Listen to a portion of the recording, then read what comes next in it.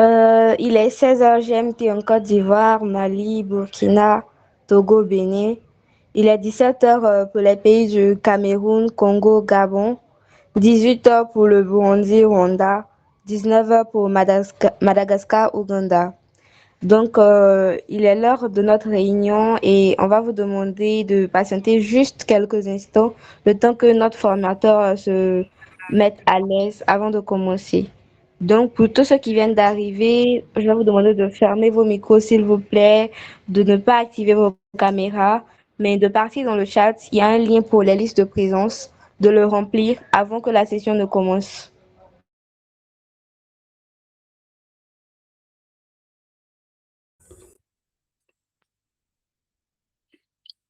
Bonjour Aïchatou. Bonjour, bienvenue dans le chat. Bonjour. Bonjour tout le monde. Euh, je- D'accord. Je suis Yao Lilda et c'est moi qui vais animer ce panel pendant ce temps où on sera réunis. Et je vais vous demander, chers formateurs, de patienter un peu le temps que je fasse les présentations de Eger Africa et de vous-même. Avec du plaisir. Merci. Donc, je remets le lien dans le chat pour toutes les nouvelles personnes qui viennent d'arriver.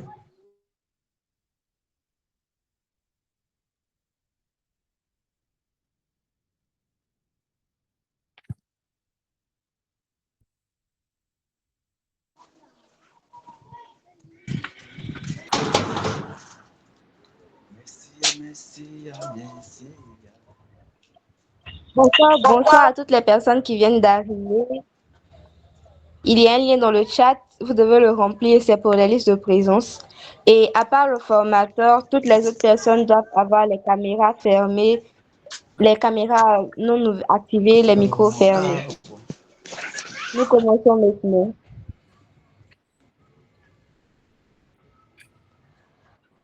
Avant toute chose, il est important de savoir que, bon, je vous souhaite encore la bienvenue.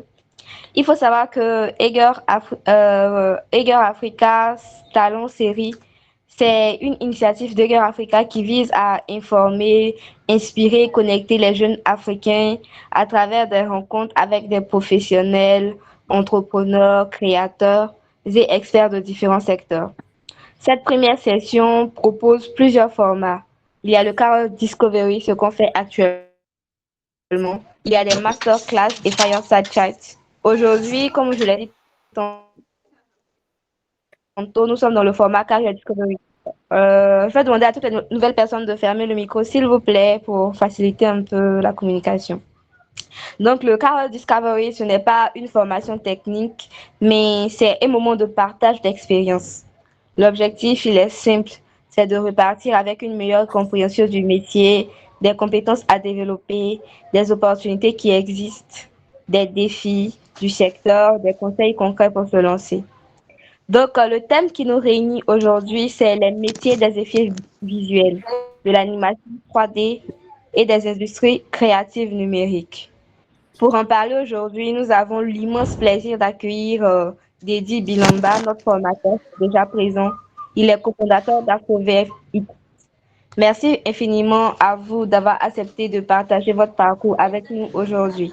Je vous laisse donc la parole, Monsieur Dédi, pour vous présenter et nous guider pendant cette formation. Merci. Parfait. Bonjour à toutes et à tous. Donc, comme on l'a dit, mon nom c'est Dédi Bilamba. Je suis d'origine congolaise. J'ai grandi en France et je vis au Canada. Et j'ai vécu 2 ans et demi à Abidjan.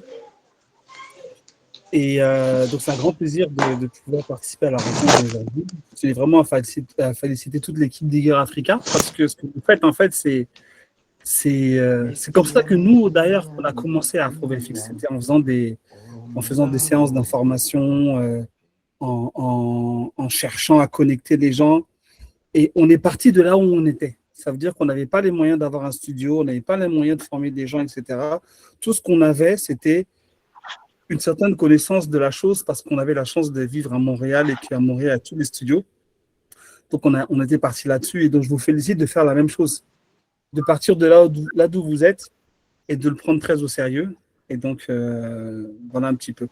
Donc, ce que je vais faire aujourd'hui, je vais faire rapidement une présentation sur c'est quoi les métiers des VFX. Maintenant, nous, on est actif. Afro VFX, on a créé ça il y a un peu plus de 5 ans. On l'a cofondé avec Erin Bois. Et on a été actif dans plusieurs domaines, les VFX. Donc, certains de nos élèves, vous allez voir, ont travaillé sur des séries pour Canal+, ici en Côte d'Ivoire, mais d'autres ont fait des stages à l'international, on a gagné des concours, etc. Donc, des effets visuels, l'animation 3D. Et là, tout récemment, on s'est intéressé au digital fashion, donc la création de vêtements en 3D qui peut servir pour la mode, pour les VFX, vous allez le voir, et aussi pour le domaine des jeux vidéo. Donc là, la présentation que je vais vous faire aujourd'hui, c'est démystifier et s'approprier les VFX. C'est une présentation qui est à l'origine, en fait, à destination des professionnels du cinéma, producteurs, réalisateurs, scénaristes, qui savent que les VFX existent, mais n'osent pas se l'approprier, parce que malheureusement, en Afrique, on n'a pas toujours une bonne expérience, une bonne image des VFX. Et donc, ça va vous permettre en fait de savoir c'est quoi les VFX, qu'est-ce qu'on fait et pourquoi. Et ensuite, je pourrais répondre à vos questions concernant les carrières, les opportunités, les métiers, etc. D'accord? Est-ce que tout le monde, si tout le monde est prêt, moi je vais commencer. C'est bon? Vous êtes là où je peux y aller? Ok, parfait, excellent. Je retourne.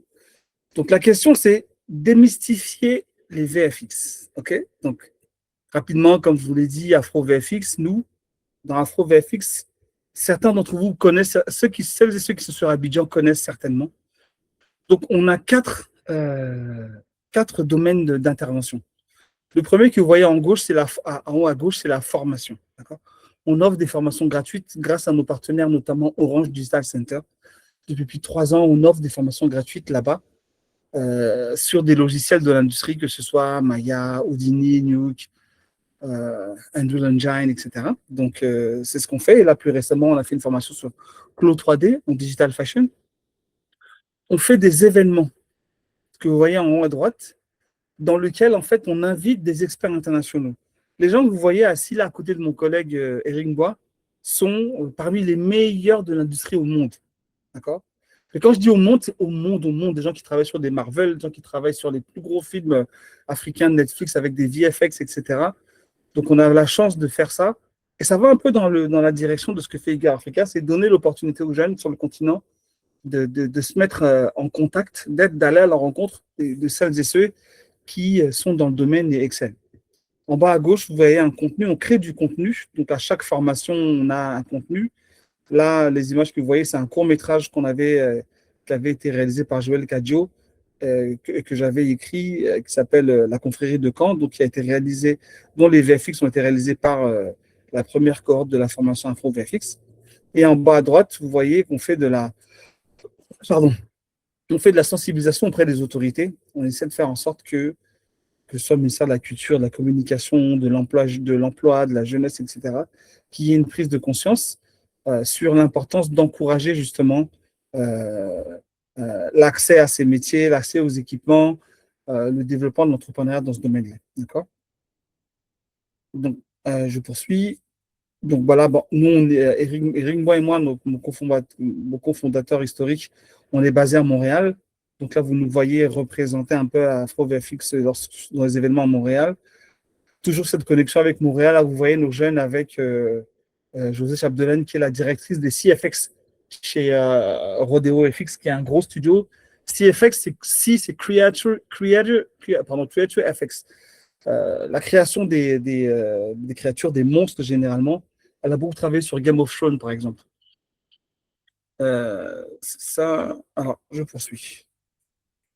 Et on a une très forte connotation internationale. D'accord?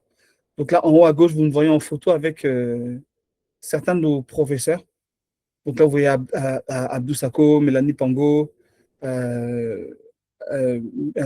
Jean-Marie, qui sont des experts vraiment dans leur domaine, qui travaillent dans des très, très gros studios, qui ont travaillé sur de très grosses productions. Ça peut aller de, je ne sais pas moi, Thor, Aquaman, Pinocchio, dans les plus gros studios montréalais. Là, en haut à droite, vous voyez certains de nos anciens élèves qui avaient gagné un concours et étaient partis au Japon.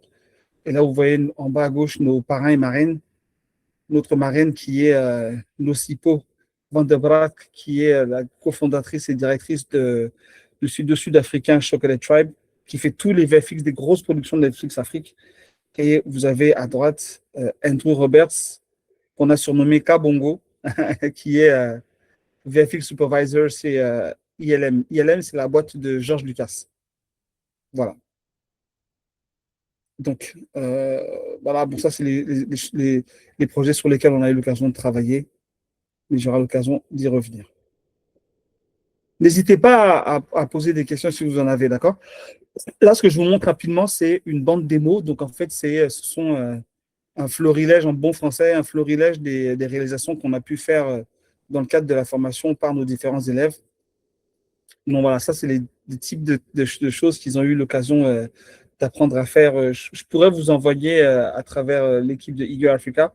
On pourra partager sur leurs réseaux sociaux cette bande démo pour que vous voyez un peu le type de choses qu'ils ont appris à faire.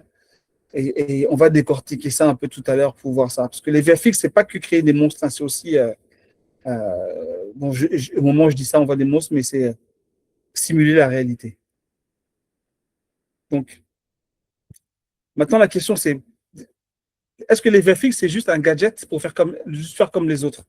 Quand je dis faire comme les autres, je vais faire comme Hollywood, faire comme Bollywood, faire comme les productions internationales. Ici, je vous décris en fait la pertinence stratégique d'intégrer les VFX dans nos productions, notamment en Afrique, parce que le monde entier a partagé son narratif, a partagé ses mythologies, a partagé ses paysages. D'accord? Tout le monde sait aujourd'hui comment étaient les villages des Vikings. Tout le monde connaît les mythologies grecques. Tout le monde connaît ça, mais chez nous, on ne connaît pas. D'accord? Et donc, les VFX sont vraiment les choses qui vont nous permettre demain, si on veut faire je ne sais pas moi, faire une histoire sur Ablapoku, ben, s'il faut recréer des décors, recréer des scènes, c'est les VFX qui vont nous permettre d'y arriver. Et donc là, vous voyez les différents éléments de pertinence en fait d'utiliser les VFX et c'est vraiment un élément fort de développement économique. Ça crée des emplois, c'est des exportations, c'est vraiment très important. C'est une industrie en milliards de dollars. Period.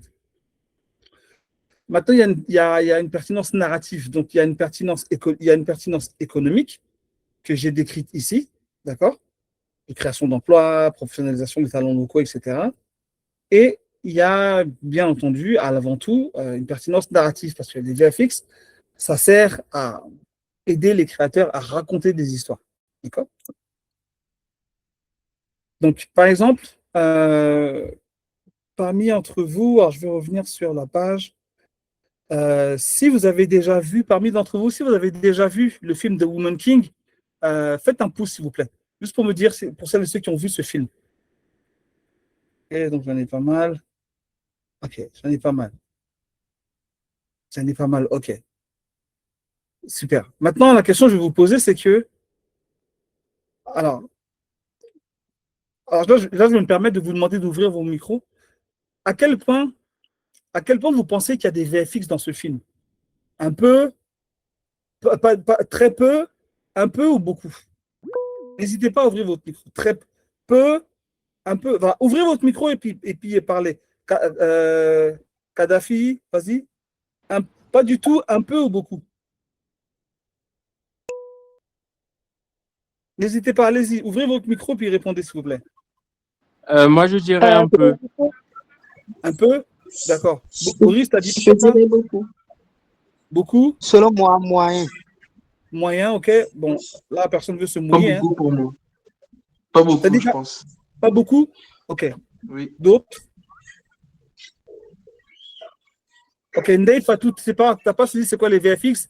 Tu es au bon endroit. Tu vas savoir c'est quoi aujourd'hui. Tu vas savoir c'est quoi aujourd'hui. Ok. Tu vas voir ce que c'est, mais les VFX, ce n'est pas que la post-production. Hein. Il y a les VFX qui interviennent bien. Pardon, coupez vos micros, vos caméras, s'il vous plaît. Votre nom, s'il vous plaît, votre nom? Dedi Bilamba. Dédi Bilamba, merci beaucoup. Merci beaucoup. Je suis très content. J'aimerais un peu savoir l'objectif de ces cours va nous aider à quoi? Ok. Aujourd'hui, je vous fais une présentation pour vous expliquer c'est quoi les VFX. D'accord? Je vais vous expliquer tout de suite ce que c'est, mais l'objectif aujourd'hui, c'est de vous sensibiliser, vous faire découvrir dans le domaine des industries créatives. Il y a ce qu'on appelle les industries créatives numériques. D'accord? La création numérique. Nous, depuis quelques années, en Côte d'Ivoire, je suis d'origine congolaise, basé au Canada, mais très actif en Côte d'Ivoire. Et donc, depuis quelques années, on forme les gens gratuitement au VFX. VFX, c'est la contraction anglaise pour Visual Effects, effets visuels cinématographiques. Quand vous voyez dans des films les Spider-Man, les Black Panther, etc., quand vous voyez les explosions, les gens qui volent, les gens qui se transforment, etc., tout ça, c'est... Coupez votre micro, s'il vous plaît, M. Kadhafi. Coupez votre micro, s'il vous plaît. Merci beaucoup. Donc, tout ça, ce sont des VFX. Alors, je vais vous expliquer tout ce que c'est. Mais, premièrement, voilà. Là, j'ai posé la question, qui a vu le film The Woman King? Et ensuite, j'ai posé la question, selon vous, est-ce que vous pensez qu'il n'y a pas du tout, un peu ou beaucoup de VFX? Là, c'est un peu mitigé. Là, je vais vous partager des images et vous allez voir qu'en fait, les VFX, c'est beaucoup plus présent que vous le pensez.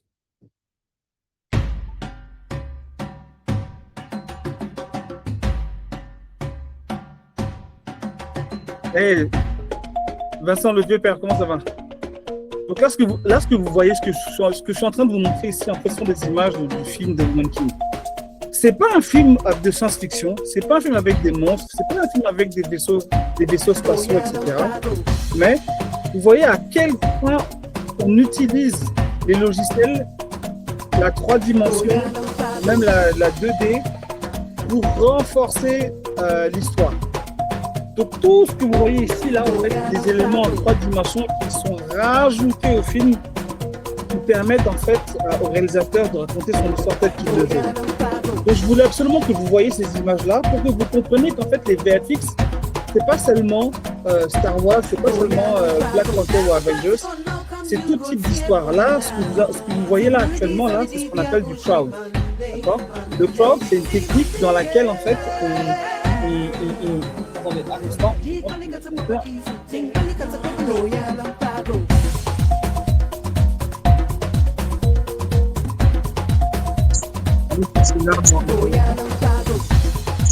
Ok, donc c'était juste pour vous montrer à quel point en fait les VFX sont très... Alors on va juste couper les micros pour l'instant s'il vous plaît, on va reprendre après. Montrer à quel point les VFX sont très importants dans l'industrie cinématographique, dans la publicité, dans les séries actuellement. D'accord? Mais malheureusement, aujourd'hui, lorsqu'on parle de VFX en Afrique, c'est à ça qu'on pense. The man is killing us, man. Over. Bless the bomb, over. Drop the bomb, man.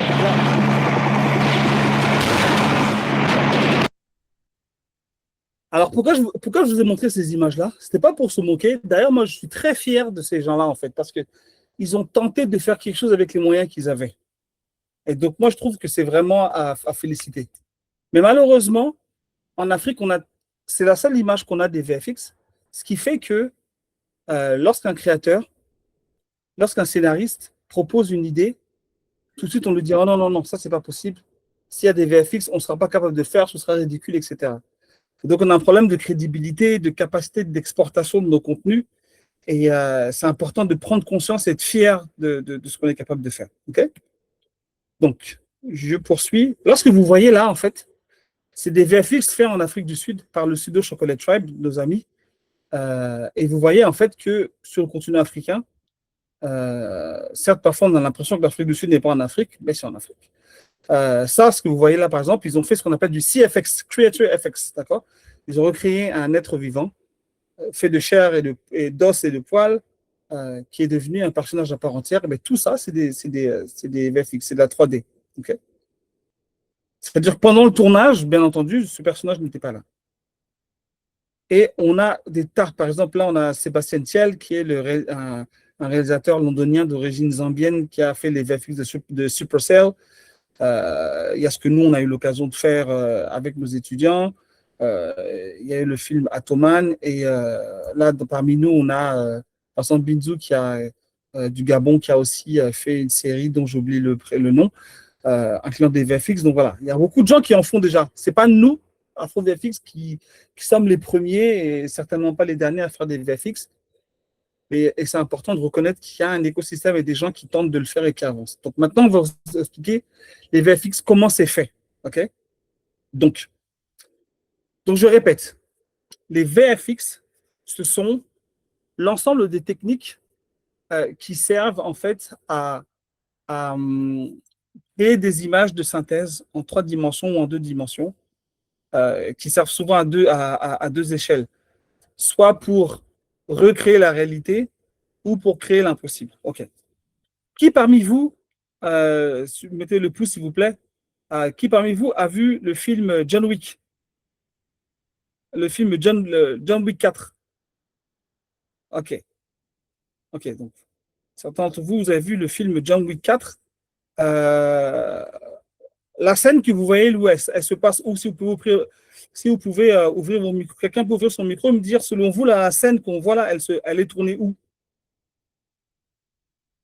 Si quelqu'un peut ouvrir son micro rapidement et nous dire, la scène que vous voyez là, l'image que vous voyez là, ça a été tourné dans quelle ville? Pour celles et ceux qui ont vu le film.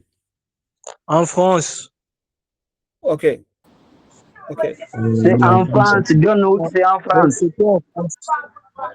OK, parfait. En France, donc vous dites en France, Arc de Triomphe. Vous dites en France, Arc de Triomphe, c'est bien ça? OK. Eh bien, si je vous disais que le film a été tourné en Allemagne, est-ce que vous me croyez? En fait, tout ce que vous voyez... Moi, je ne suis pas d'accord. Eh bien, je suis désolé pour vous, mais ça a été tourné en studio en Allemagne.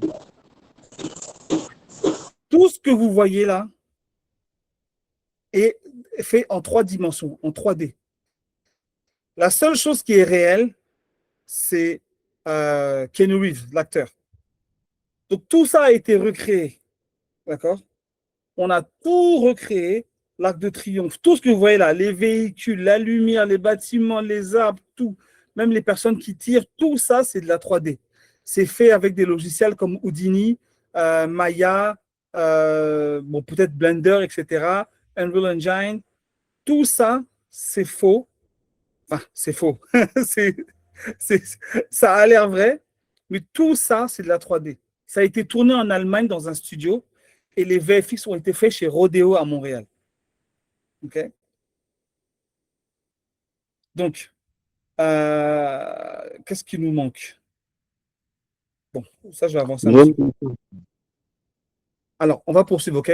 Usage, l'intention des VFX dans le récit. Okay? Quelle est l'intention des VFX? Pourquoi on met des VFX dans une histoire? OK? Donc, on fait des VFX pour toutes ces raisons-là.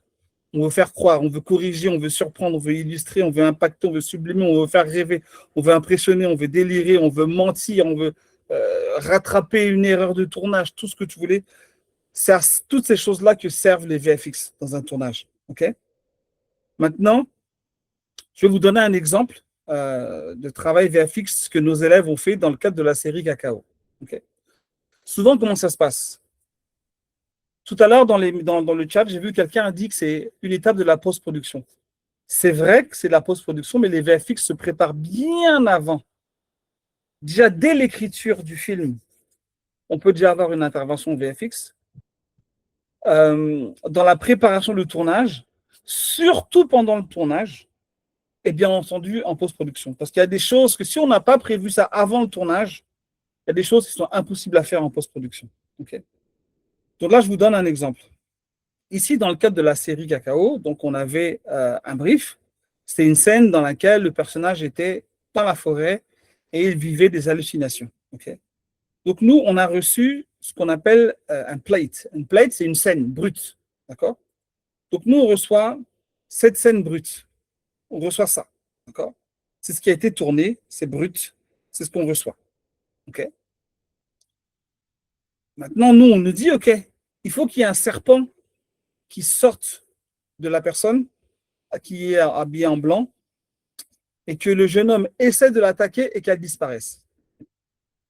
Il y a des éléments qu'on a travaillés avant le tournage, pendant le tournage. Ensuite, la première chose qu'on a fait, par exemple, c'est que, voilà, première chose qu'on a fait, on a dû créer un double numérique du personnage. OK? Sur un logiciel qui s'appelle Maya, donc on a fait ce qu'on appelle un digi-double. Donc on crée un double numérique du personnage.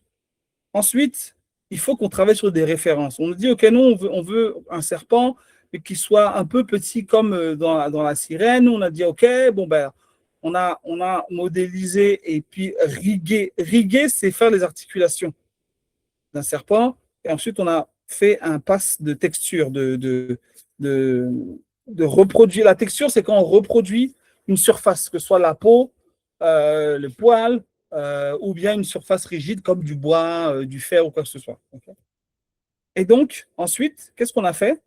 Il a fallu qu'on reprenne la scène et qu'on fasse ce qu'on appelle un tracking. C'est-à-dire que le vrai mouvement de caméra, on le reproduit en 3 dimensions pour que le logiciel puisse replacer les choses au même endroit. Ensuite, on fait des premiers tests qui sont vraiment des tests juste de superposition, qui ne sont pas voués à être vus, mais c'est juste pour nous dire, OK, est-ce que c'est synchro, ou est-ce que ça réagit bien, etc. Et ensuite, on fait des propositions.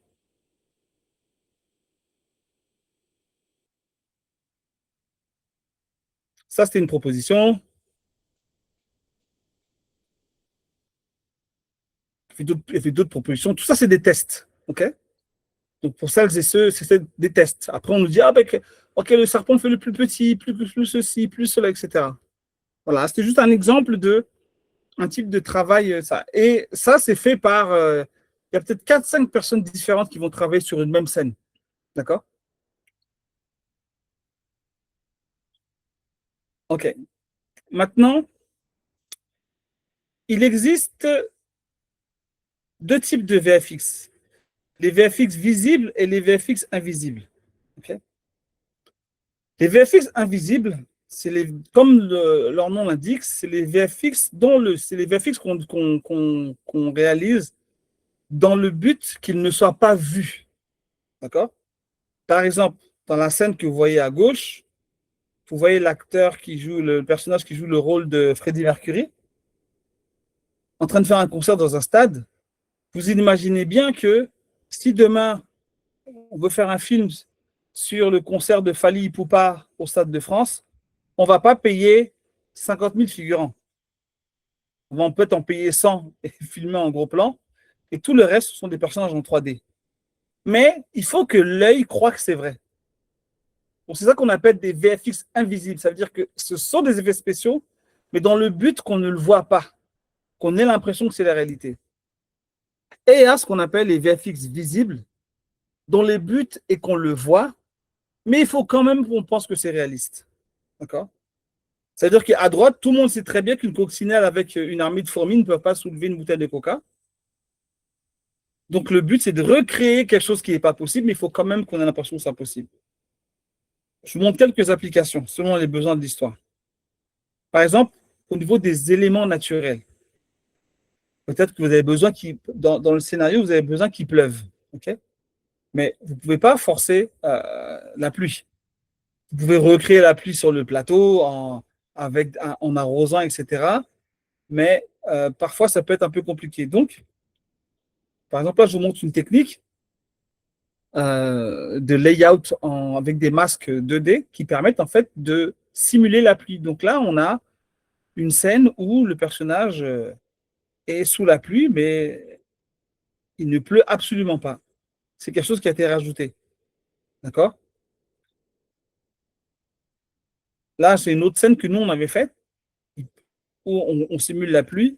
Bon, là, vous voyez bien qu'il ne pleut pas, puisque les vêtements du personnage ne sont pas mouillés, mais ça, c'était juste un exercice. Mais toute la pluie que vous voyez qui tombe au sol, tout ça, là, c'est quelque chose qu'on a fait par nous-mêmes, en 2D. OK? Il y a les scènes de crowd, qui sont vraiment une technique indispensable pour les VFX. D'accord? Par exemple, pour le film Zatopek, la scène du personnage dans le stade. Ici, tout est faux. Hein. Les personnages, les drapeaux dans le vent, tout est faux. Les seules choses qui sont vraies ici, c'est les personnages qui courent et les personnages sur le stade. Sinon, sur le terrain. Sinon, dans les tribunes, tout est faux. Et il y a un logiciel qui s'appelle Golem de Autodesk qui est très bien pour faire ça. D'accord? Pour simuler la foule. D'ailleurs, tous les films de zombies que vous voyez avec des milieux, tout ça c'est de la 3D. On utilise souvent la 3D, donc des VFX, pour faire ce qu'on appelle des establishing shots. Souvent, on voyait dans les films, quand on passe d'une scène à une autre, ou bien qu'on arrive dans un territoire, on veut montrer un paysage, souvent c'est en 3 dimensions. On pense que c'est un drone, mais souvent c'est en 3 dimensions. Et surtout quand c'est des films. Il y a une question que je me pose. Ok, je vais voir vos questions après. Là, par exemple, vous voyez, c'est clairement, on a recréé un environnement. Ça, c'est ce qu'on voit toujours beaucoup dans les films comme, Le Seigneur des Anneaux, etc. Tous les films un peu épiques comme ça. Donc, imaginez demain si on veut faire un film sur Sundiata Keita, sur Batista, on veut recréer la muraille du Bénin, etc. Il faudra qu'on ait des scènes comme ça et la 3D le permettra. Et bien entendu, dans les films d'action, c'est là qu'on retrouve le plus. Et le plus célèbre, ce qu'on appelle ici les muzzle flash. Donc, ce que vous voyez ici, c'est que là, on a la scène simple. Donc, tout ce que vous voyez là, donc, les balles qui sautent, la fumée, le feu qu'il y a au bout des fusils, tout ça, c'est faux. D'accord? Bon, il y a ce que vous connaissez très bien, que vous voyez beaucoup dans les clips vidéo, l'usage des écrans verts. Bon, ça, c'est pas besoin de durer. Vous voyez bien que ça fonctionne très, très bien. Quelque chose qui fonctionne très bien aussi, c'est ce qu'on appelle les set extensions. C'est les agrandissements de plateaux. D'accord? Donc, on est sur un plateau. Il y a des éléments qui sont réels. Très souvent, c'est ce qu'il y a au sol qui est réel.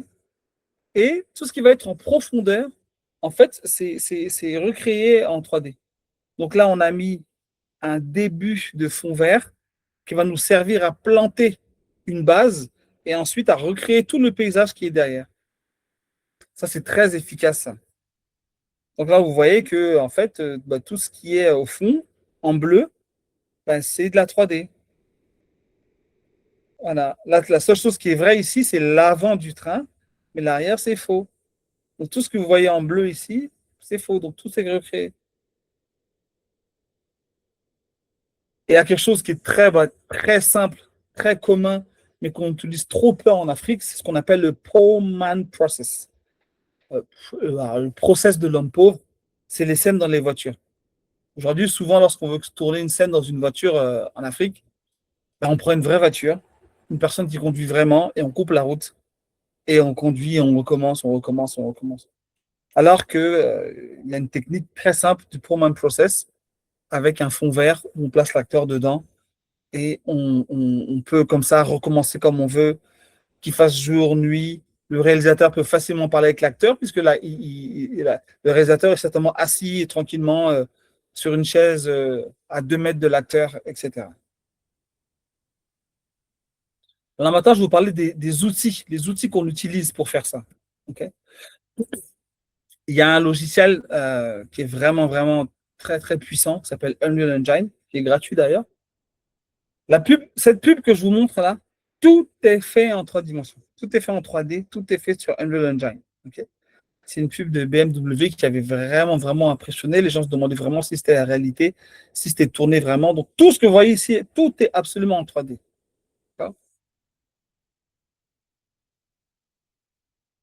Il y a un logiciel que j'aime beaucoup, qui s'appelle Flow Studio, qui permet de faire de la mocap. La mocap, c'est souvent quand vous voyez des scènes où vous voyez un tournage avec une personne avec une combinaison noire, avec des points. C'est ce qu'on appelle de la motion capture. C'est que là, en fait, on prend les mouvements des acteurs. Ça, vous le voyez beaucoup vous l'avez vu beaucoup dans Avatar, par exemple. On prend les mouvements de l'acteur et ensuite, ils sont retraités dans un logiciel et l'ordinateur reprend les mouvements et les colle sur un personnage. Maintenant, avec Flow Studio, vous n'avez plus besoin de faire de mocap. Maintenant, vous pouvez They say all directement great stories start with a sense of prendre wonder. une scène And what if bringing those stories to life directement en fait wasn't avec limited by our l'aide de resources, l'intelligence but artificielle, only faire ce by qu'on our appelle un tracking, imagination? un suivi Welcome to Wonder pour Studio, remplacer le where mouvement making d'un movies with personnage CGI avec is as un simple as personnage selecting your CGI actor que and vous avez créé assigning a vous-même, etc. Je vous laisse regarder un peu. the actor's performance across cuts and automatically animates, lights, and composes the CG character directly into the scene. Whether it's one shot or a full sequence. Alors, comment ça marche? Les VFX,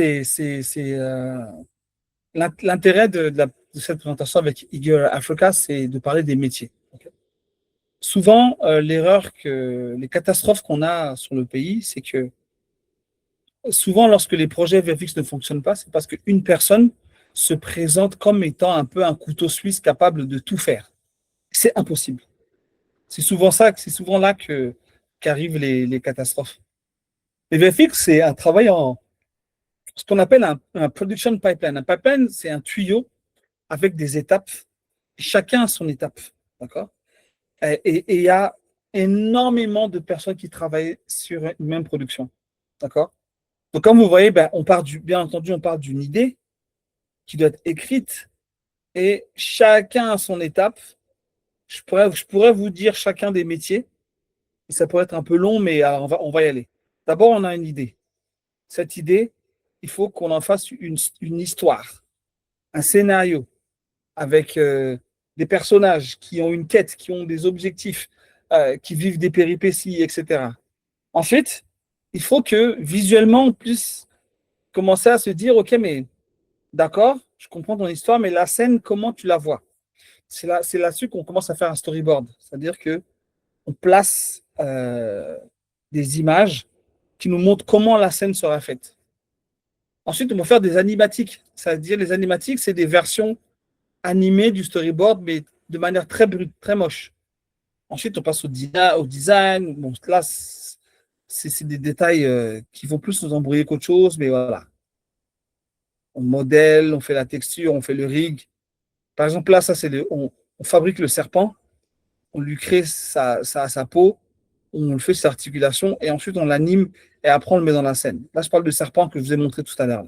Okay. Et après, on arrive jusqu'à la scène finale.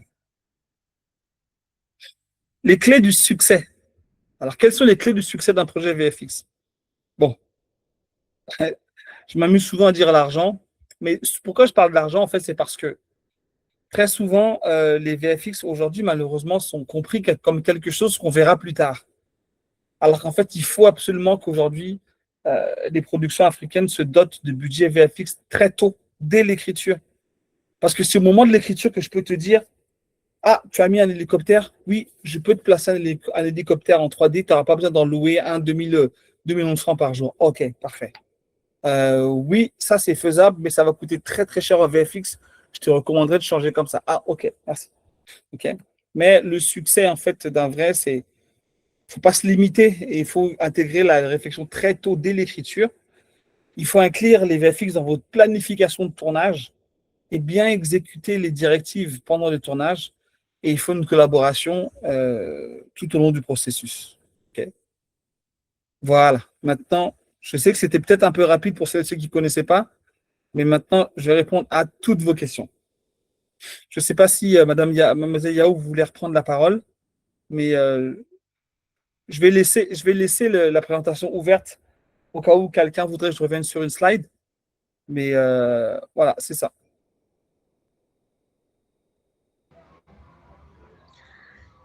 D'accord, merci beaucoup à vous, Monsieur Deji, pour cette belle intervention. Donc, chers participants, vous avez la parole. Si vous avez une question, vous levez la main et on va vous interroger à chaque fois. Et n'hésitez pas à écrire votre question. Ok. Bon, oui, Boris, Oui, vas-y, vous pouvez Boris. mettre les questions dans le chat. Mais écrivez vos questions, s'il vous plaît aussi.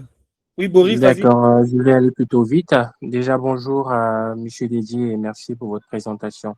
Du coup, moi, j'aimerais savoir, est-ce que le métier Ou alors, est-ce que tout le monde peut se permettre de faire de la VFX, pardon. Alors, quand tu dis peut se permettre, c'est-à-dire? Est-ce que tout le monde peut avoir les moyens nécessaires pour faire ces réalisations ou alors il y a, je sais pas, un matériel spécifique, des compétences spécifiques à acquérir avant de commencer? À ton avis? Euh, les compétences, oui, mais après, j'en sais pas plus. Oui, non, bien sûr. Bah, en fait, euh, alors, les VFX, c'est des études, je dirais, universitaires, hein. C'est-à-dire que moi, les gens que je connais ici à Montréal, tu as des gens qui peuvent apprendre les VFX 2 ans, 3 ans, 4 ans, 5 ans. Il y a des logiciels à apprendre qui parfois sont assez lourds, mais donc il y a des formations à faire, d'accord? Mais il y a beaucoup, beaucoup, beaucoup de matériel éducatif gratuit en ligne, énormément. Ensuite, il y a des logiciels. Il y a des logiciels gratuits comme Blender, par exemple. Des logiciels gratuits comme Blender qui sont gratuits. Il y a des logiciels comme Maya, Houdini, New qui sont payants. Mais il y a beaucoup, beaucoup, beaucoup d'outils qui sont gratuits. Donc, il faut se former et il faut avoir accès aux outils. Parfois, le plus gros défi que tu peux avoir, c'est sur la puissance de ta machine. Parce que c'est souvent les images que je vous ai montrées, c'est très gourmand en mémoire, c'est très gourmand en carte graphique, etc. Donc, les moyens, l'apprentissage, tout le monde peut apprendre. C'est apprendre. Tu prends le temps, tu es concentré, tu apprends, tout le monde peut apprendre. Après, le défi que vous pourriez avoir, c'est au niveau des équipements, parce que bon, bah, c'est quand même, il faut que ce quand même soit puissant. Tu peux pas faire des VFX sur ton téléphone. Il faut forcément que tu aies un ordinateur avec une certaine puissance pour pouvoir faire ce qu'on appelle les rendus, etc. J'espère que j'ai répondu à ta question. Ouais, c'était ça, merci bien. Avec plaisir. Mais tu peux commencer avec des logiciels gratuits comme Blender qui te permettent de faire. Beaucoup de gens utilisent aussi After Effects qui permettent déjà de faire certaines choses et certaines choses qui sont assez accessibles. Alors, attends. Ensuite, j'avais Luc. Je pense Qu'il y qu'il a y a beaucoup d'années avant. Oui. Oui, Boris je viens de lui répondre. Ouais, après, D'accord. pardon, j'espère qu'il y a des filles dans la salle qui vont poser des questions aussi, hein, parce que souvent, là, quand on fait des formations, il n'y a que des garçons là. Donc, les filles, prenez vos places aussi. Hein. OK, Luc Derrick. OK. Alors, Mahou Pehou. Ok, bonsoir et merci beaucoup à vous pour la présentation. Je l'ai bien aimé. Et ma question, c'est ne pas d'abord me concernant parce que moi, étant déjà à l'université et je suis dans la mécanisation agricole, donc je peux juste l'adapter à ma façon, c'est-à-dire les choses de SolidWorks, 3D et autres. Maintenant, c'est pour poser la question pour mon frère qui est maintenant en 5e au collège et qui s'intéresse aux choses de film, théâtre et autres. Alors, après le bac, quel est le cursus qu'il peut faire? Et où sont les écoles qui sont dans ces domaines et qui peuvent bien le former pour qu'il puisse vraiment vivre de son rêve, au fait. C'est un peu ça. Merci. OK. Vous êtes dans quel pays? Moi, je suis au Bénin. OK. Au Bénin, il y a une structure qui s'appelle Seme City. J'imagine qu'ils sont à Cotonou. Seme City, S-E-M-E City. Ils offrent des formations en 3D et en VFX. Ils ont l'air très, très bien organisés. Je n'ai pas encore eu l'occasion de collaborer avec eux, mais ils ont l'air très, très bien organisés. Seme City, ça s'appelle. Alors, pour toutes les personnes qui se posent des questions en termes de formation, etc., malheureusement, pour le moment, sur le continent africain, il n'existe pas encore assez de véritables écoles. Même nous, on n'est pas une école, on est un programme de formation, c'est-à-dire qu'on offre une formation gratuite pendant X mois, après on disparaît, puis on revient dès qu'on a du financement, etc. Il existe quelques écoles qui offrent des formations en création numérique. Par exemple, en Côte d'Ivoire, il y a des écoles comme l'ISTC, des écoles comme l'ESMA, etc. Je suis persuadé qu'il y en a aussi au Sénégal, etc., au Dakar, au Congo, tout ça. Il n'y a pas encore aujourd'hui un cursus très bien solide. Moi, ce que je recommande à tout le monde, c'est de développer sa curiosité. Allez sur YouTube, tapez VFX. Allez sur YouTube, je vais écrire quelque chose sur le chat ici. Allez sur YouTube et tapez VFX Breakdown. Ok. Vous allez sur YouTube, vous tapez VFX Breakdown. VFX Breakdown, vous allez voir comment sont faits les VFX de tous les films. Ça va vous permettre de garder votre curiosité. Il existe des tutoriels qui vous permettent de faire ça. Intéressez-vous au montage. Même avec votre téléphone, avec CapCut, intéressez-vous au montage. Intéressez-vous à l'image. Lorsque vous regardez un film, posez-vous la question. Comment il a mis sa caméra? Comment il a choisi cette couleur? Comment ceci, comment cela? En fait, il y a plein de choses qui sont gratuites. Ce n'est pas parce qu'il n'y a pas d'école formelle dans votre pays ou bien proche de votre ville que vous n'allez pas aller là où se trouve l'information. D'accord? Vraiment, vraiment, j'insiste. Donc, pour le petit frère qui a un rêve, il doit le cultiver par exemple, en venant sur nos réseaux sociaux de AfroVFX, de Vincent Binzou, de Seme City, allez voir ce qui s'est fait. Okay? Tu regardes un film, tu vois un film, dès qu'il y a un film qui te plaît, admettons que Black Panther, ça t'a plu. Okay? Tu prends Black Panther, et puis tu vas sur Google, tu tapes Black Panther et tu rajoutes à la fin VFX. Ça va te dire qui a fait des VFX. Tu cherches cette personne sur LinkedIn et tu la suis. D'accord? C'est la première chose que je vous dirais, commencez à faire ça. Nous, quand on a commencé à faire Afro VFX, on ne l'a pas fait parce que tout était prêt. On l'a fait parce qu'on a trouvé ça intéressant, comme l'équipe de Eagle Africa. On l'a fait parce qu'on a trouvé que c'était intéressant. Alors, je vais vous dire exactement pourquoi on a voulu faire Afro VFX. Nous, on vit à Montréal. Okay? Et on a découvert qu'il existe toute une industrie des VFX. Je vous explique. Hollywood veut faire Black Panther ou Avatar. Okay? Ou Fast and Furious. Admettons qu'il y a un budget de 500 millions de dollars, okay, pour faire Fast and Furious 11 ou Avatar 3. Okay? 1 milliard de dollars. Allez, soyons fous. Il y a 20% de ces 1 milliard de dollars qui vont être utilisés pour faire les VFX et Hollywood va sous-traiter ces VFX à Montréal. Pourquoi? Parce qu'à Montréal, le dollar canadien est moins cher, les salaires au Canada sont moins chers et les entreprises, ce qu'on appelle des crédits d'impôt, c'est de la fiscalité. En gros, tout est fait pour que faire les VFX à Montréal, non seulement c'est bien fait et ça coûte moins cher. Donc, Hollywood veulent faire Avatar 2. Ils ont un budget d'1 milliard de dollars. Ils vont prendre 20% de ce budget d'1 milliard et ils vont dépenser 20% à travers les différents studios VFX de Montréal. Ensuite, Montréal, avec le budget la ville de Montréal, tous les studios de Montréal, avec les budgets qu'ils ont reçus, ils vont sous-traiter une partie en Inde. Okay? Et notamment les travaux que les gens n'aiment plus faire. La roto, le tracking, le matte painting, etc.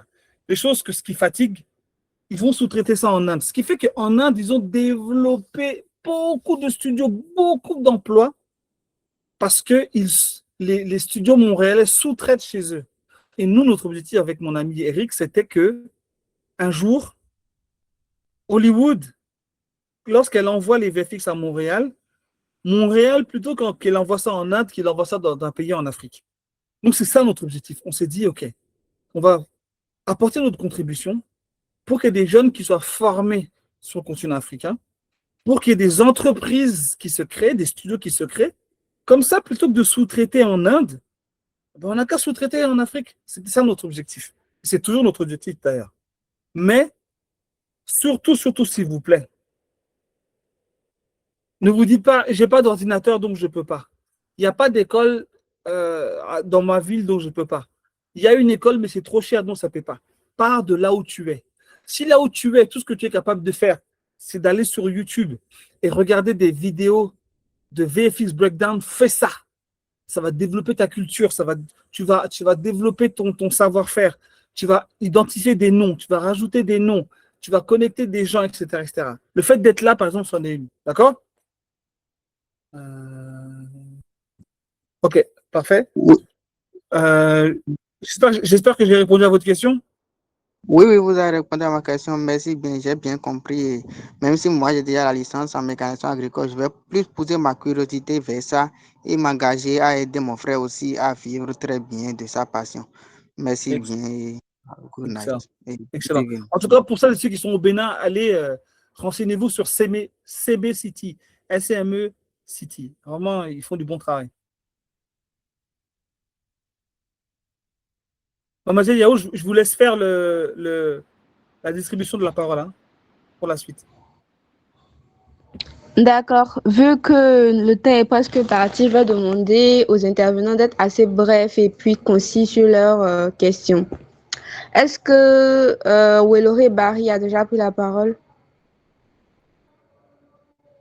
Non. Bon, Welloré, vous avez la parole. Allez-y. Ok, bonsoir à tous et toutes. Bonsoir, Monsieur Didi. Bonsoir. Donc, ma question serait plutôt sur le contenu. Puisque moi, je fais un peu de modélisation avec FreeCAD, etc. Et en Blender également, je constate que souvent, nous qui n'aimons pas trop les dessins techniques, et pourtant, c'est nécessaire voilà, quand tu utilises des logiciels comme Blender surtout.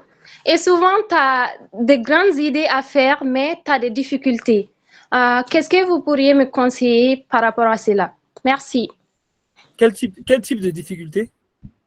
Genre souvent, j'ai des idées, mais du fait que j'ai des problèmes avec le dessin technique, parce qu'il faut quand même, quand on travaille en 3D, c'est aussi, voilà, extruder, etc., voilà. Donc, comme avec Blender également, donc souvent, j'ai des difficultés avec ça. Alors, tu as énormément de tutoriels en ligne, beaucoup de tutoriels en ligne qui te permettent en fait de partir d'une base, par exemple, de partir d'une base et pour évoluer. Tu as beaucoup. Par exemple, tu peux te dire, ok, ben moi, je veux juste. Par exemple, là, ce dont tu parles, c'est de la. Là, tu parles de modélisation, tu ne parles pas d'animation, là, c'est ça? Oui, parce que souvent, j'ai vu que pour partir dans l'animation également, on a souvent besoin de modéliser certains objets. Par exemple, quand vous parlez d'hélicoptère, de créer des objets par soi-même dans Blender, par exemple. Voilà. Alors souvent, ça c'est le défi qu'on a souvent au pays, c'est qu'en fait, on est obligé de tout faire. Mais souvent, les gens qui modélisent ne savent pas animer. Les gens qui animent ne savent pas modéliser. Les gens qui font les textures, etc., etc. D'accord? Mais c'est vrai que souvent, bon, ben, alors, lorsqu'on commence, on veut essayer de toucher un peu à tout, mais non, tu n'es pas obligé de tout faire. Concentre-toi. Si tu veux animer, il existe beaucoup de plateformes, sur lesquelles tu peux récupérer ce qu'on appelle des assets, des objets 3D. Attends. Il y a une plateforme qui s'appelle Sketchfab, que je vais vous mettre que je vais mettre dans le chat ici. Par exemple, pour celles et ceux qui veulent tester, essayer de faire un peu d'animation, faire du rig, etc. Par exemple, cette plateforme Sketchfab, vous pouvez télécharger gratuitement des choses qui sont déjà modélisées. Voilà. Question suivante.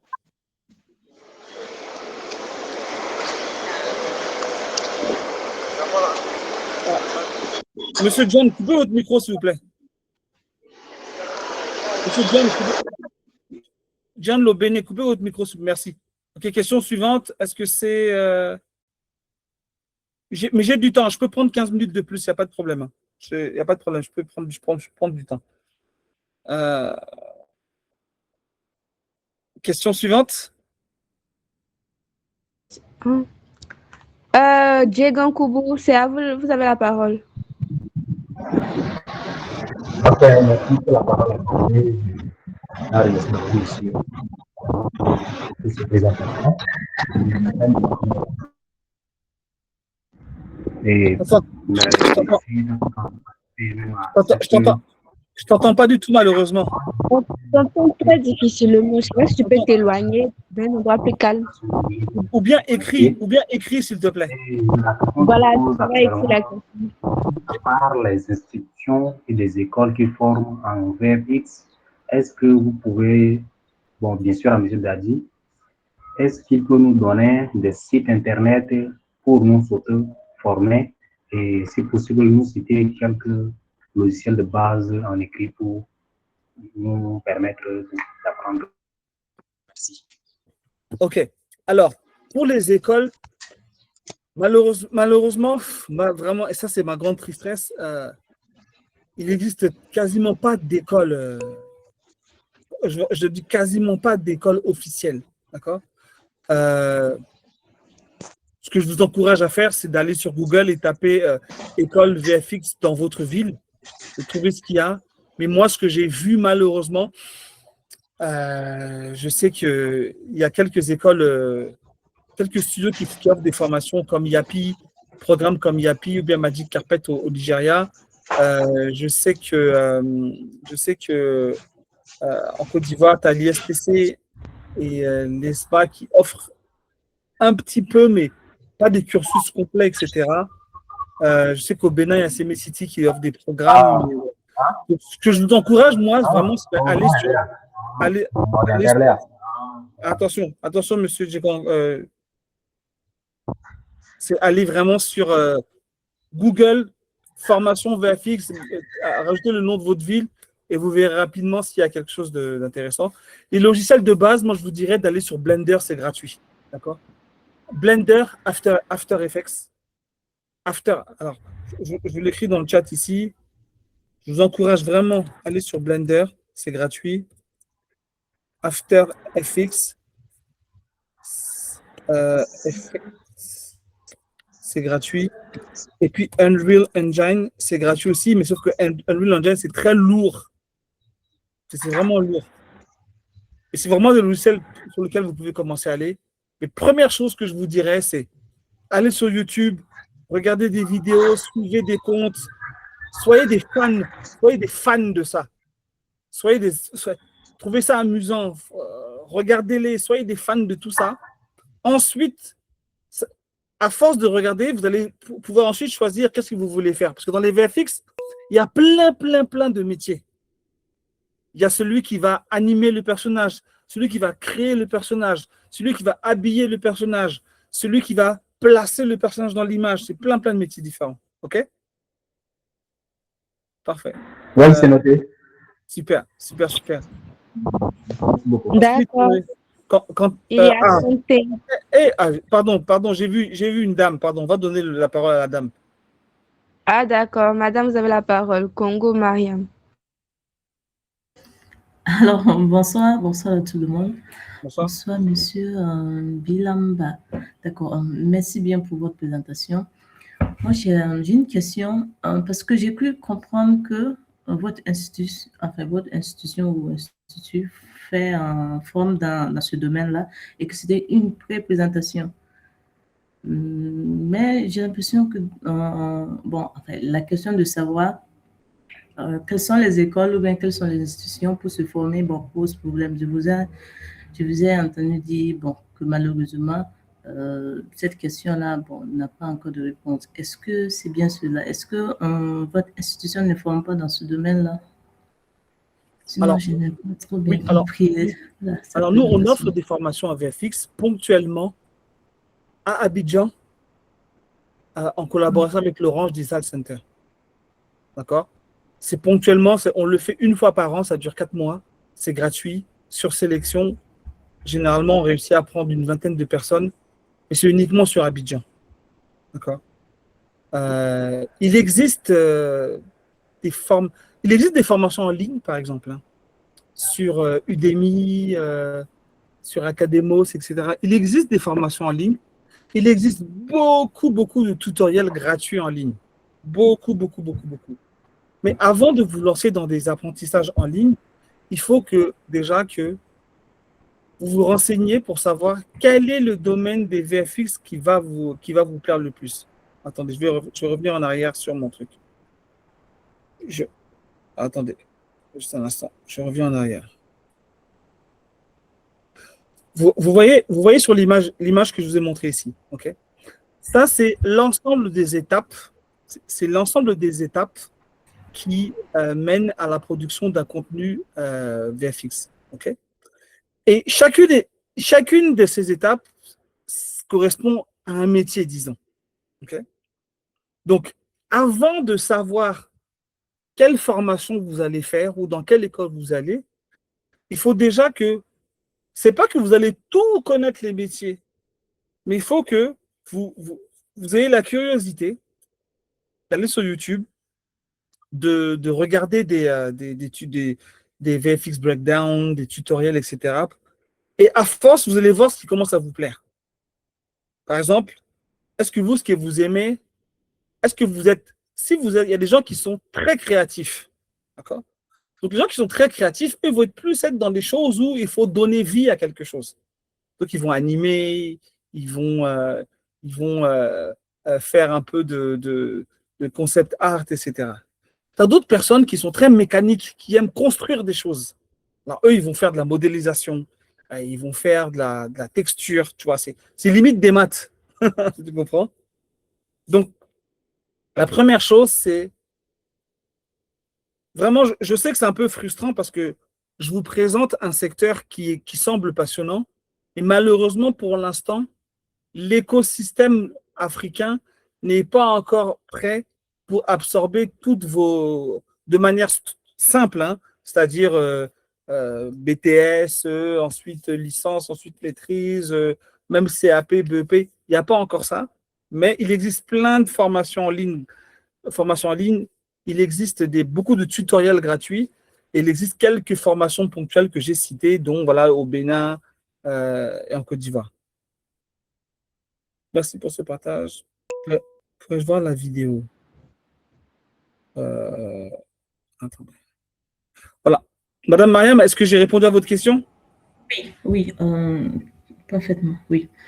Mais est-ce que Eagle Africa, vous ne faites pas des formations en ligne, hein, c'est bien ça? Parce que bon, on aurait quand même aimé que nous qui sommes vraiment très loin, qu'on puisse avoir la chance de participer en ligne. Alors, je ne peux pas répondre pour Eagle Africa, mais il y a une chose qui compte. Pour toutes celles et ceux qui se sont inscrites, qui ont rempli le formulaire là que Madame Yao vous a demandé au début, là, ça va nous permettre de vous avoir sur une base de données. Et lorsqu'on sera en mesure de faire des formations en ligne, vous serez les premiers et premières informés. Ok, très bien, je vous remercie. C'est avec plaisir. Ok. Qui d'autre avait levé la main? Quentin. Il y a Quentin. Oui, bonsoir.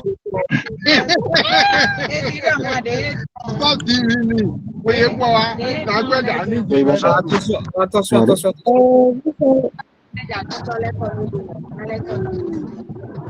On va demander à ceux qui ont le micro ouvert de fermer. Ça ferait trop de bruit. Oui, bonsoir. Oui, bonsoir. Ok. J'aimerais savoir par rapport à la formation qui va être faite. Est-ce que, pour ceux qui font les freelances, est-ce que les Africains, je ne sais pas si peut-être on finit la formation et on a le certificat, est-ce que les Africains ont la possibilité, par exemple, de réaliser des jobs en ligne avec ce certificat de VFX? Ça, c'est ma première question. La deuxième question, c'est de savoir si, par exemple, pour les créateurs de contenu, est-ce qu'il y a la possibilité d'utiliser toujours VFX pour, par exemple, la modification du décor,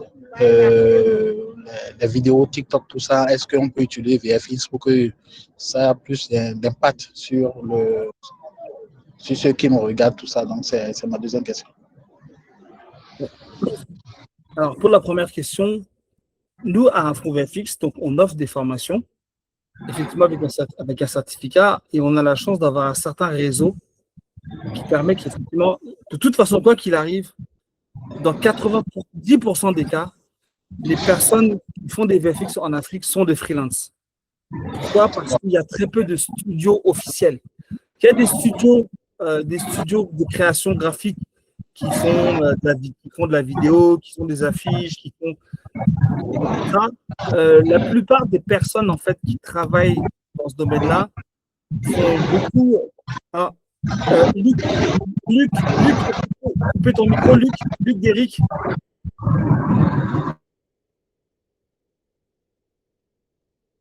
Ok, merci. Il y a une technique qu'on appelle le motion graphics, qu'on retrouve beaucoup qu'on utilise beaucoup en Afrique. Dès que vous voyez une publicité avec une canette de jus qui danse, etc., c'est du motion. C'est du motion graphics. Ok. Ça, c'est si quelqu'un qui veut travailler assez vite, je vais vraiment vous encourager à aller vers ce domaine-là. D'accord?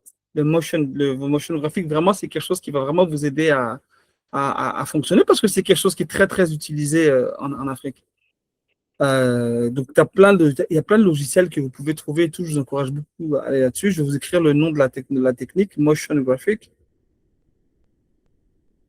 Et donc, oui, vous pouvez. De toute façon, dans 90% des cas, vous travaillerez en tant que freelance parce qu'il n'y a pas encore assez de studios qui fonctionnent à l'année, comme en Afrique du Sud, même au Nigeria, il n'y en a pas beaucoup. Donc, vous serez beaucoup amené à travailler en freelance.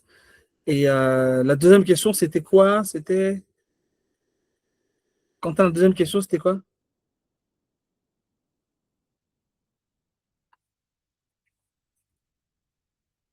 Ok.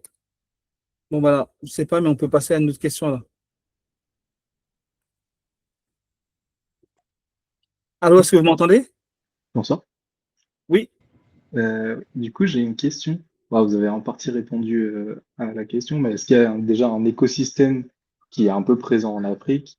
Est-ce qu'il y a des studios en dehors de Chocolate Tribe et Triggerfish? Et est-ce que, si c'est pas le cas, il y a un projet de créer une carte des studios présents en Afrique, éventuellement? Ouais, c'est une très bonne question. Alors, il existe des studios majeurs que tu as cités, Chocolate Tribe et Triggerfish en Afrique du Sud. Ensuite, il y a Magic Carpet au Nigeria. Et ensuite, il y a beaucoup de freelance qui se présentent comme studio, mais qui en fait sont des freelance, c'est une personne, deux personnes, etc. Nous, à AfroVFX, on a vocation à devenir un studio, mais on se rend compte que le travail de formation est tellement important qu'on passe plus de temps à former des gens aux techniques, mais aussi à former les réalisateurs, à former les producteurs. Souvent, on fait des formations avec Canal+ pour informer les producteurs pour qu'ils sachent ça, parce qu'une fois qu'on a formé quelqu'un, il faut qu'il puisse travailler. Et si dans les films, à chaque fois qu'il y a un film en Afrique et qu'on dit au scénariste, non, enlève ce personnage-là parce qu'on ne pourra pas le faire en VFX, on ne pourra pas avancer. Donc l'écosystème, il est un peu restreint pour l'instant, mais il y a une grande dynamique. Okay. Nous, avec AfroVFX, on est en train de préparer, de créer une plateforme de freelance pour mettre en contact les créateurs et les porteurs de projets, que ce soit pour la publicité, les séries, le cinéma, etc. C'est un travail de longue haleine et on remercie Eager Africa de nous donner une plateforme pour présenter tout ça. Mais l'écosystème, il existe une carte des studios que j'enverrai à Eager Africa, et comme ça ils pourront le poster sur leurs réseaux sociaux. Mais de toute évidence, j'ai l'impression qu'il faudra qu'on refasse une autre présentation. Merci beaucoup. Ça fait plaisir. Ok, on va passer maintenant à Luc.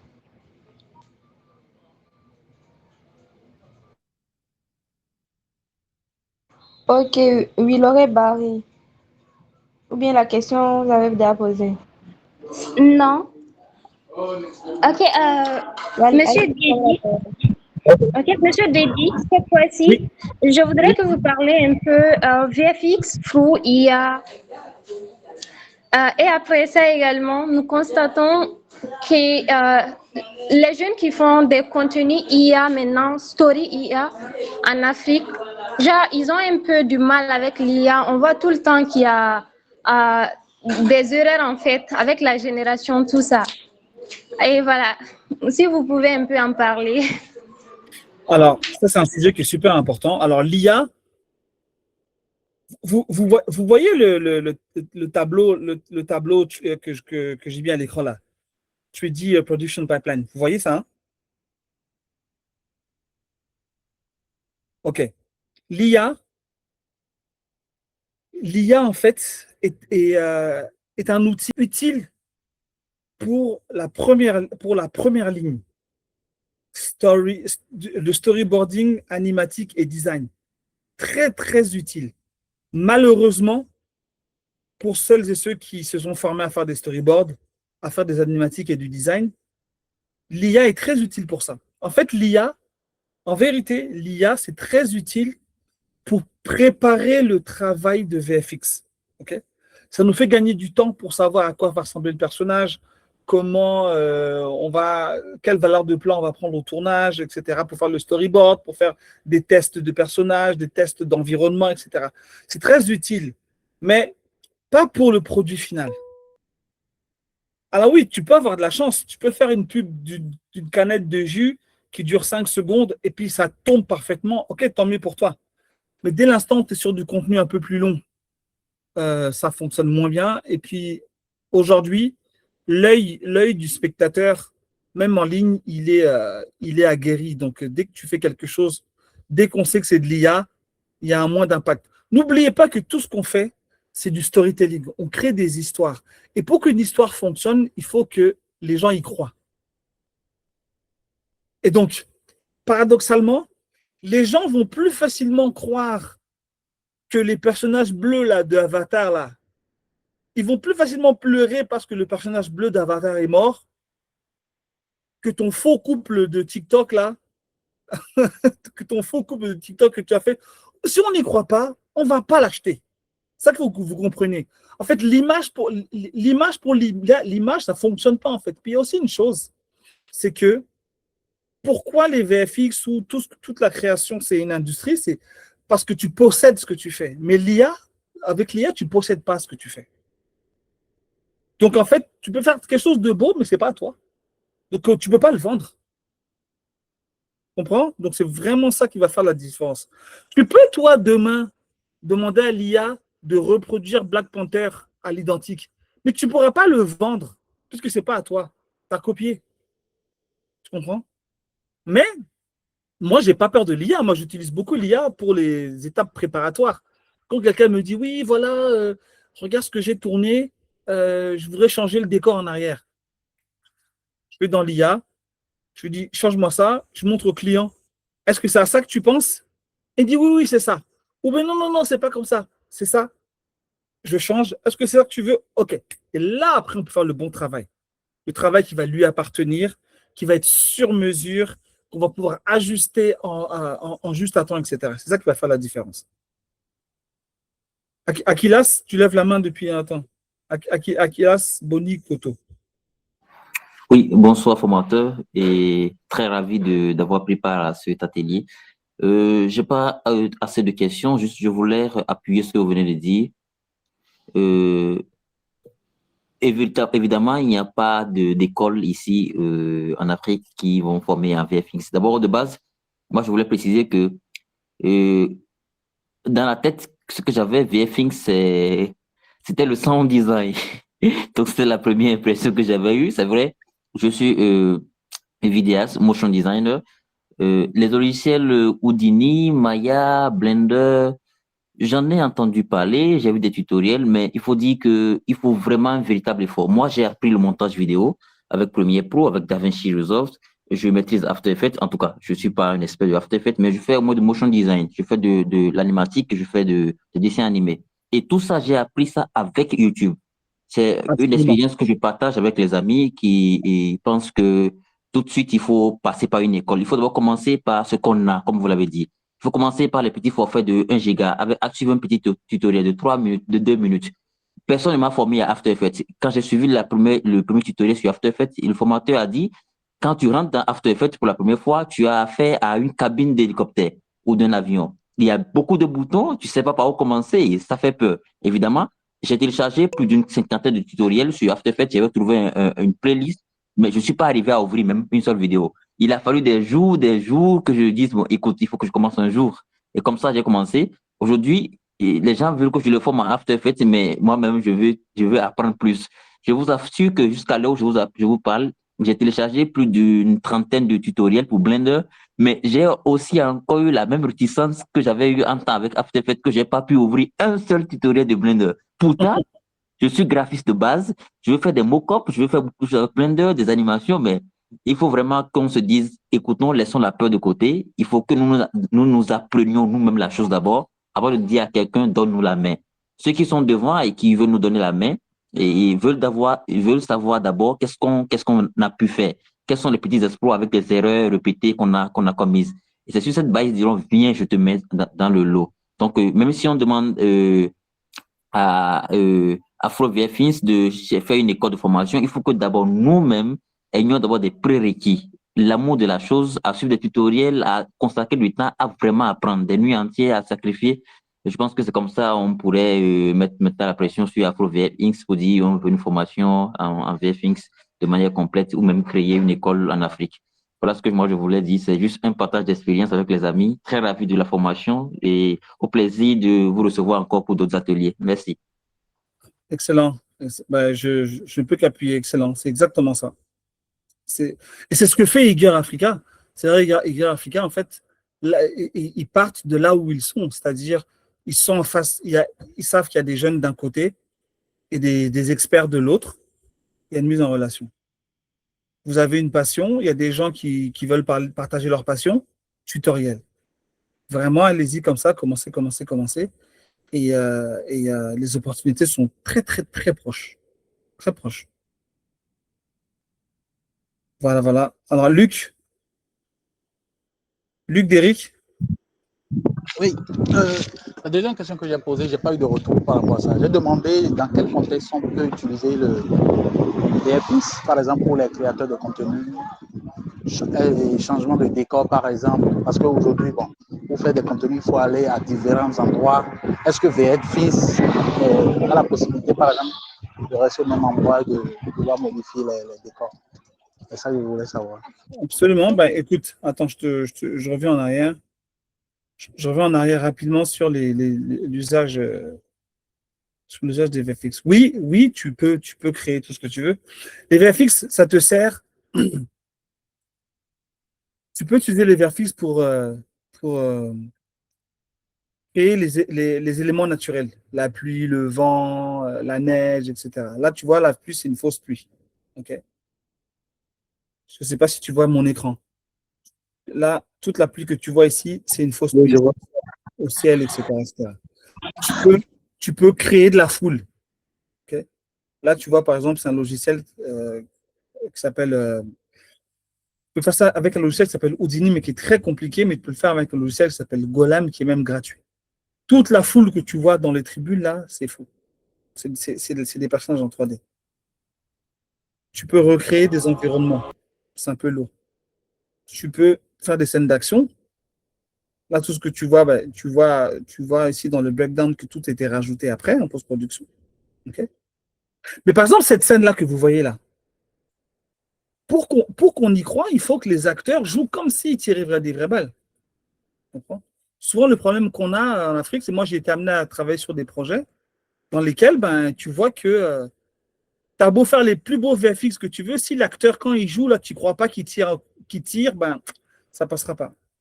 Ensuite, oui, comme tu le disais, tu peux recréer un environnement. Là, tu vois, regarde, tu es derrière un fond vert et puis tu te retrouves sur le toit d'un immeuble, tu vois. Oui, non, bien entendu, tu peux refaire ce que tu veux. Et tu peux recréer même des décors entiers en mélangeant décors réels et décors synthétiques en 3D. Donc là, par exemple, c'est juste la vente du train qui est vraie et tout le reste qui est faux, etc. C'est sûr que ce que je vous montre là, c'est Hollywood, donc parfois ça peut paraître lointain, mais oui, tu peux totalement créer tes effets pour de la création de contenu YouTube, facilement. J'espère que j'ai répondu à ta question.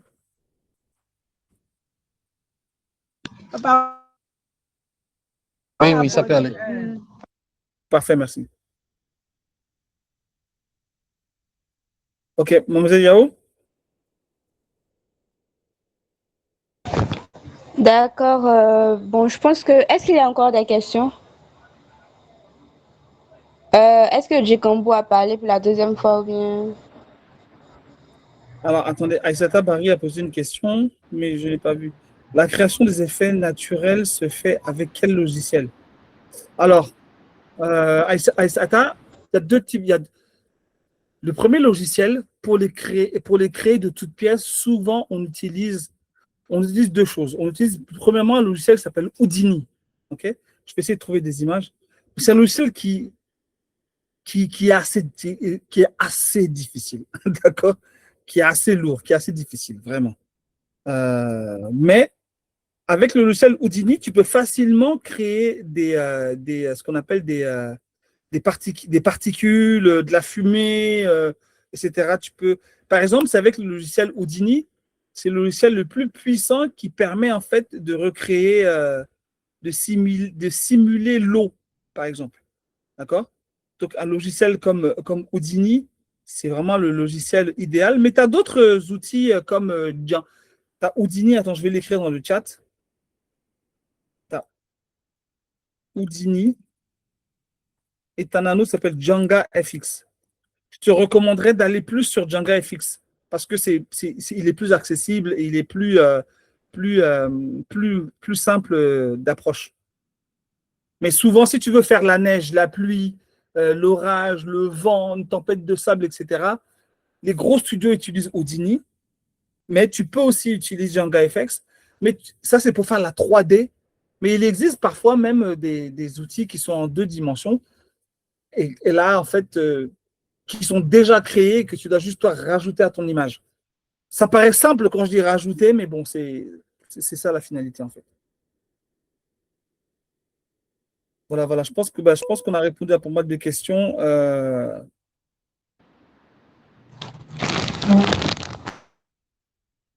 Mais je pense on pourra s'organiser une Vous demandez peut-être de mettre ça dans le groupe WhatsApp. Voilà. Dans le groupe WhatsApp, on pourra transmettre à d'autres formateurs et puis après, il pourra faire des réponses personnalisées pour vous. Parce qu'on doit respecter le temps qui était prévu aussi. C'est ça. Attends, j'aimerais faire que c'est mais pas bon, il y a gratuit. Djekambo, je ne sais pas. Allez-y. Oui. L'autorisation est Je accordée? sais qu'il y a une seule main levée, donc peut-être que lui peut poser sa question rapidement. Ok. D'accord, moi, je passe directement à la question posée. Avec les contraintes d'accès aux équipements et aux formations en Afrique, comment IGN peut-il construire un portfolio VFX suffisamment solide pour décrocher ces opportunités internationales? C'est juste ça, merci. Ok. Alors, déjà, c'est une très bonne question parce que le portfolio, c'est la clé pour obtenir un mandat. Mais pour obtenir un mandat, il faut que tu aies un portfolio de qualité. Pour avoir un portfolio de qualité, il faut que tu aies certaines compétences. D'accord? Donc, tu ne pourras pas obtenir, ce serait compliqué d'obtenir une opportunité à l'international si tu n'es pas capable de montrer une certaine compétence une certaine compétence technique sur au moins un logiciel. Et ensuite, il faut que vous compreniez aussi une chose. Et ça, on pourra le faire à la prochaine session. Là, je vous ai parlé de tout ce qui est outils, techniques, etc. Mais travailler dans les VFX, c'est travailler dans un secteur où la confidentialité est primordiale. D'accord? Et je vous expliquerai ça la prochaine fois. Mais jamais Disney va t'envoyer par WhatsApp ou par email 3 secondes de leur prochain film pour que tu fasses des VFX dessus, comme ça, par email, comme ça. Et puis ton petit frère va filmer ça, va mettre ça sur son Snap, et toute la terre aura vu, et ils auront permis des milliards de dollars. Jamais, jamais, jamais, jamais.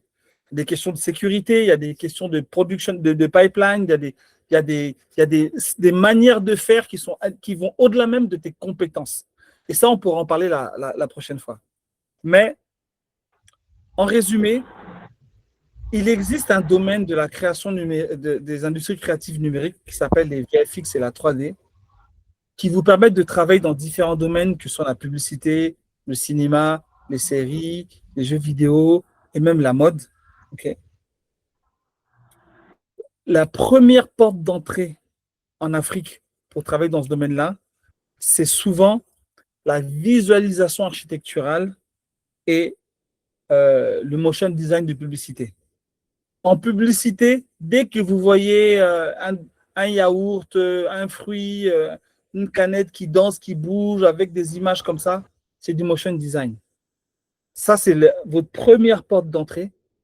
Parce que dans chacune de vos villes, il y a une agence de pub qui fait de la pub. Partout, vous en avez. D'accord? Que ce soit, si je ne me trompe pas, Pigma au Congo, Caractère au Sénégal, à Dakar, Vaudou ou Totem à Abidjan, etc. Dans chacune de vos villes, il y a une agence de pub. Dans ces agences de pub-là, la porte d'entrée, c'est le motion design. Et puis, il y a d'autres choses, mais on pourra en reparler. D'accord. Bon, on va remercier tout le monde. Monsieur Dédi, je ne sais pas si vous avez un mot de fin, parce qu'on est au terme de notre présentation. Sinon, je vais conclure et on va se dire à la prochaine. Non, le mot de fin, c'est à la prochaine. D'accord. Donc, merci encore à tous, à notre formateur, Monsieur Dédi. C'était un moment très inspirant. Et pour tous ceux qui ont demandé le certificat en ligne, après les formalités, vous allez le recevoir. Donc, on se dit au revoir. Merci. Et n'hésitez pas à me rajouter sur LinkedIn. Dédi Bilamba, n'hésitez pas à me rajouter, il n'y a pas de souci. D'accord, n'hésitez pas à ajouter Monsieur Dédi Bilamba. Merci.